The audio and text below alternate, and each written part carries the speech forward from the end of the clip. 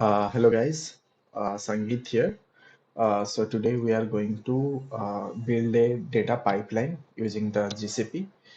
So for that we are going to use few of the GCP components. One is IAM, then the Cloud Composer, which is a Airflow, where we are going to design our workflow. Then the Dataproc. This is the cluster Spark cluster in GCP. Then the cloud storage, where we are going to store our code as well as the DAX and the landing files. So now we are going to log into the console or GCP console. There we need to go first. We'll go to IAM. IAM. This is Identity Access Management. So here we are going to add few of the roles for the services that we are going to use. We are going to use the service account, one of the service account. We can create the service account here in the IAM. I have the existing service account. I'm going to use that. So this is my service account. So here in the service account, I have already added few of the roles. The services that I am going to use, that I have added and gave access to my service account. So from the service account, I will be able to access those services. The services are big data, uh, then the BigQuery, then the data composer, the Airflow. We are going to create the workflow on the data composer. Then we are going to use the Dataproc and the data storage. So in order to add those services, I'm going to show you how to add the services. If you'll uh, in this filter, you type suppose storage,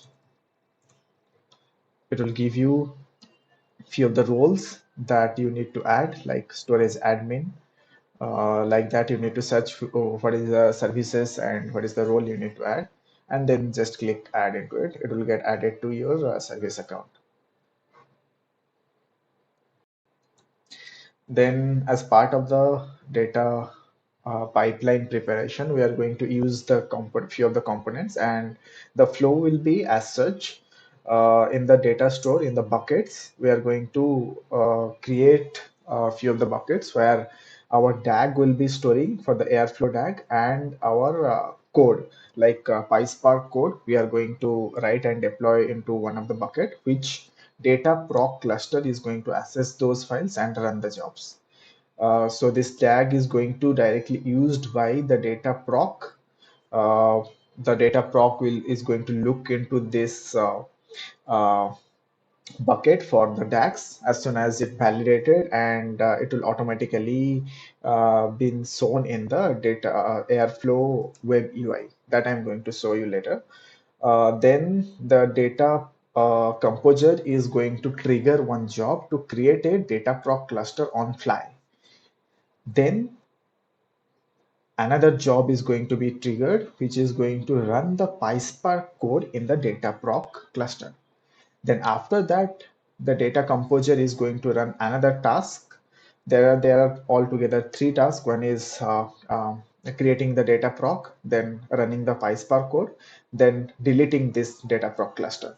So the advantage of this is that we are not going to retain or dedicatedly need to have a cluster. Whenever you need to run one workflow or a job, you can spin up one a small cluster based on your requirement. So that is the advantage of cloud. Then we are going to create one a data composer environment. So again, from the search button, you can search tab, you can go to composer, then create environment. So to give a brief about what is data composer, it is basically a Airflow, air or that is open source Airflow framework. And this is going. Google has integrated its all the services to data composer, and it is going to launch one cluster of 3 nodes where the Kubernetes engine is working on behind for a load balancer and stuff. and Google has created few of the images so that it will spin up a three instances machine in a fraction of time. So to start with, three nodes we have given, then the locality. So locality is you can mention of what is going to happen. We have the buckets where our data is residing, and if you give this locality the same location, so it is most likely to happen that this data proc cluster is going to launch on the same data center or the same region. So you can expect some possibility to have the data locality. So wherever your buckets is there, it might be possible, yeah, the few of the instances will be launched on that location, the data proc clusters. So I have given Asia South for my bucket, so I'm going to use the same bucket, and the region I have given South 1A. Then the machine type. This is I have the free account, so I cannot create all the big machines. So I am just allowed to create very small machines, that is N1 standard one. So, and for my demo, it is going to work fine as I'm not going to use huge amount of resource, and minimum disk memory is 20 GB I need to give. Then service account, that I showed you, I have given few of the permission to my service account through the IAM dashboard. So this is my service account. I have given all my service roles access. Then this is the tag I am going to give, uh, data composer environment dev. Then I told you it is going to work. This is the Docker images that uh, Google is going to launch, and Kubernetes is working. So I am going to use the latest image. It is saying the invalid tag data above, there must be content only lowercase. Okay. And whenever you are writing your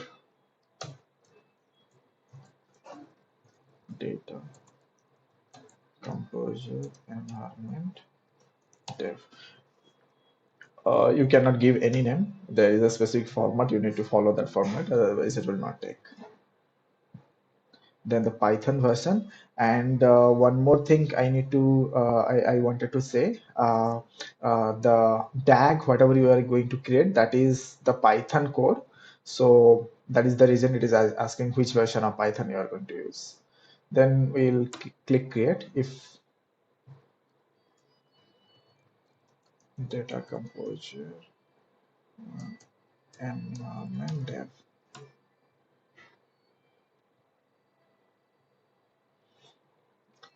if everything goes well, your one environment will be up. You can see it is running. So now the data composer environment is up and it is running. If you'll go click and go inside what is there, you can see few of the option. You can explore that. That is environment configuration, where whatever the configuration you give at the time of creation of the environment, everything is present here. Like you can go to check the worker node cluster. Then this is the image version. We have specified Python 3 versions. What is the network tag? This is the tag we created at the time of creation of the cluster. This is the 20 GB disk space we have given. Then this two is the important thing. Now the DAG folder. Now, whenever the data composer created, it will create a bucket inside your project, and that location is this one. Inside that, if you'll go open in another tab,